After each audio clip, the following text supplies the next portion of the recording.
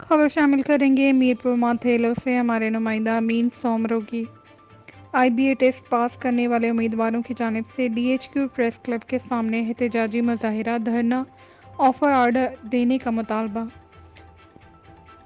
इस मौके पर सैयद हदायतुल्लाह शाह, आरिफ अली लगारी, सज्जाद लगारी व दीगर ने कहा कि सिंध हुकूमत की पहली पॉलिसी के मुताबिक 55% मार्क्स हासिल करने वाले उम्मीदवारों को नौकरियां देने के ऐलानात के बाद 50% और 40% मार्क्स हासिल करने वाले उम्मीदवारों को कामयाब करार देकर 33% मार्क्स हासिल करने वाले उम्मीदवारों को भी पास करार देकर ऑफ़र ऑर्डर देने का ऐलान किया गया।